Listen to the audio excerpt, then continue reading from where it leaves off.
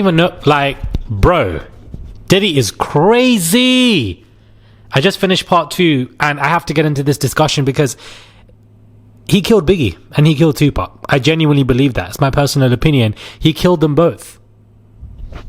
Set it up, orchestrated it, knew what was going to happen, and then off the top of that, propelled off their deaths to make money from them, creating a career, took Biggie off the Rolling Stone cover so that he could have that Rolling Stone cover, wanted to set up this huge funeral running through Brooklyn, only to then bill Biggie's estate the funeral bill because he wasn't paying anything for it. Suddenly naming the album Life After Death.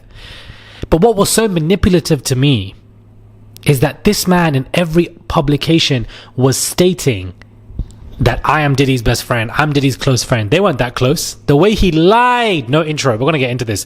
The way he lied to act like he was Diddy's best friend when that wasn't even the case, according to Kirk Burroughs. Kirk Burroughs is the shining star for me when it comes to this documentary. The narration, the history, it goes so deep.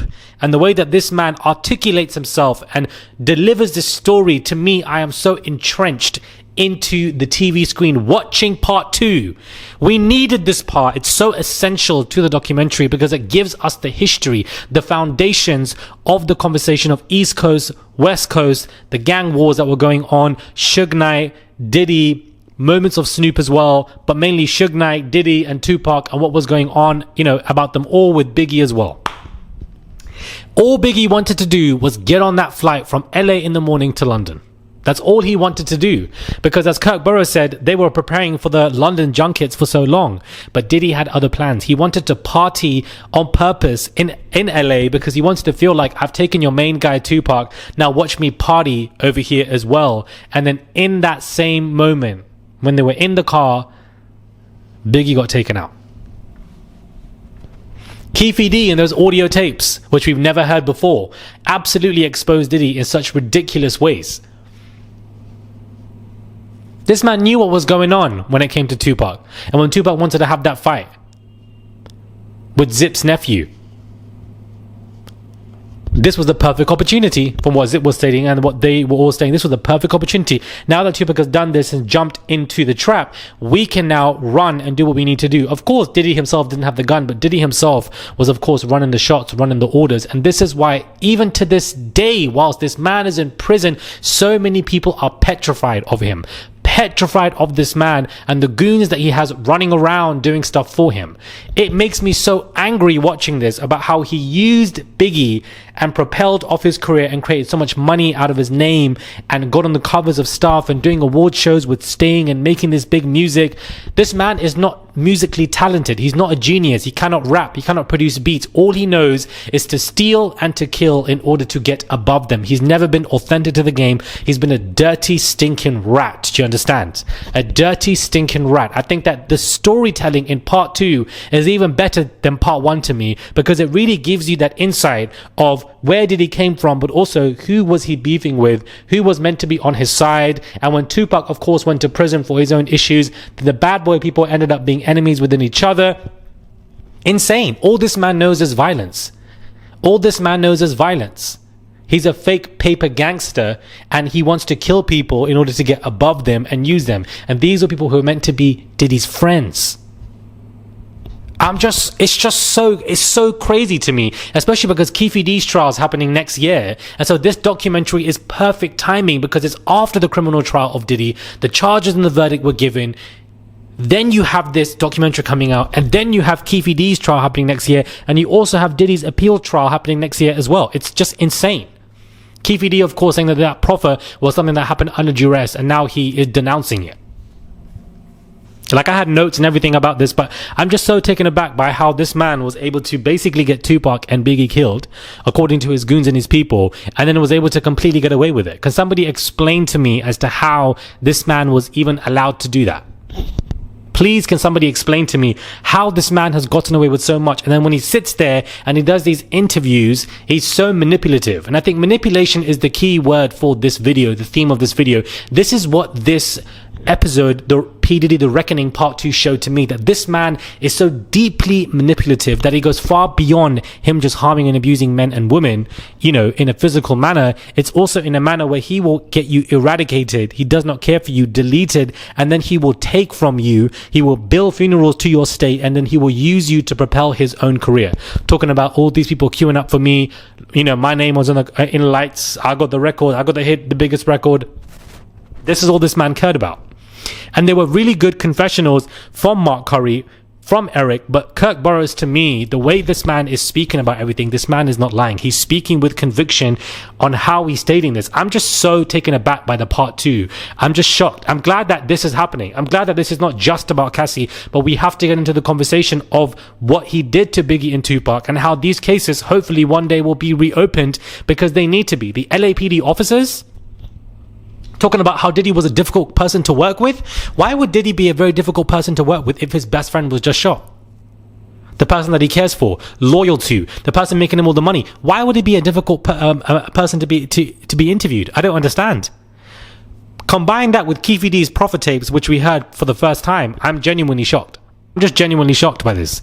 Jennifer Lopez was shown as well, because she was there with him. She's not going to be pleased by that. She's going to be pissed that they showed pictures of her and videos of her hanging around with Diddy, basically in the same era where he was propelling off Biggie's death to be this big number one person, stealing and taking from so many people, climbing on top,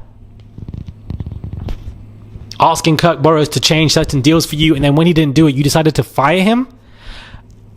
All this man cared about is greed himself. That's all he cared about. We saw more current day footage of him before his arrest, when he was, getting somebody to put chains on him, even whilst he was, walking out towards the elevator, and then they ask him, Diddy asked him to take that chain off. Even up to this point, where Diddy is in New York and he is cooperating with the police, you can still see this man wanting to put chains on, getting people to work around him, dressing and looking in the mirror. All this man cares about is himself and his ego, and he's so understanding that he will overcome all of this. He doesn't even have a bone of empathy because he's too busy caring for himself.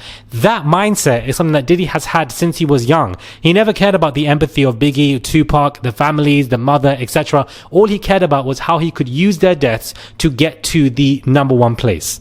And this is why so many people were scared of Diddy, because this man is a psychopath.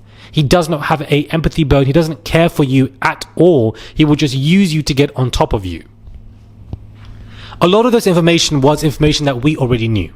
Granted, I do agree. However, I do think it's essential to remind a new generation, also my generation as well, and just to make people understand that this man is far more guilty than just the case with Cassie. There's a whole different bucket of stuff that is going on where this man is an absolute chaotic, just chaotic. The history of the relationship with Suge Knight, Diddy, Tupac and Biggie all being shown in this episode was the main highlight. I think it was very important because he used all of them. Biggie's dead, Tupac's dead, Suge's in prison. Diddy was winning for a long time. Diddy must have thought he was the big one, that he got away with all of this, got people to do things for him, got all of these people killed, got the number one songs off Biggie's back. If it wasn't for Biggie, this man would not be where he is today, because he used his music to get where he is today. Because ain't nobody checking for you, mumbling over your raps, fighting your English. Nobody ever cared for you when you were in the studio. Nobody cared for you. But people are afraid of you. And it's sad that people are afraid of you. I can understand it. But I, for one, am not afraid of you. And the majority of people now aren't afraid of you because you're rotting away in prison. I might feel quite passionate. I do these reviews right after I watch the episode, so my memory's fresh and I get into it, but I think it was a really good episode in highlighting the foundations of Diddy's relationships with other musicians in the business, the gang warfare that was going on, and how Diddy basically was using his close allies really and to basically kill them off them. He didn't like Tupac, he didn't like Biggie. He wouldn't give a damn about these two people if they weren't bigger than him, if they didn't have all this famous, attention based on their true talent. And because of all of this, it rubbed Diddy the wrong way so much. This man wants to be the big boy. This man wants to be basically the famous one, and therefore he needed to off them to do it. After watching this episode, I can single-handedly believe and say with my chest that I believe that Diddy definitely killed Tupac and Biggie. He doesn't want that narrative going around. Oh my god, what an episode. Oh my god, my head is fried, guys. We need to talk about this. Also, there's somebody hold on, let me find her name because I feel like somebody called Miss 50 Cent. Thank you so much. I want to shout you out for the $50 tips that you've been giving in the past couple of videos. Thank you so much. Really appreciate you. Big shout out to you. Wanted to do that in this video. Hopefully you watch this video and you can comment down below so I know that you've watched this. But thank you so much. Love you so much, babes. I really appreciate you. Yeah, I want to know your thoughts on this. Manipulation is so key. This man was sitting in interviews talking about, I don't have a lot of friends. Some people say I'm not a good friend. I don't have a lot of friends, man. And that's just me. Trying to present himself as somebody who's lonely. Somebody who doesn't have a lot of friends. Oh, poor Diddy. He probably rehearsed that line in the damn mirror before he came out and sat and did that crap. Do you understand? Talking about, I don't have a lot of friends. These cases need to be reopened up. That's what I'm waiting for next once everything else is wrapped up. We'll see what happens with Keefe. Now Keefe D's trial is something that I'm really worried about. Wow. Anyways, let me know your thoughts, guys, when it comes to this 10-minute review. Do subscribe to the channel, comment down below, and give this video a thumbs up. I would appreciate it. It's just one click to subscribe. Comment down below. I want to know hear your thoughts on part 2. What are your thoughts on part 2? What are your thoughts on part 2?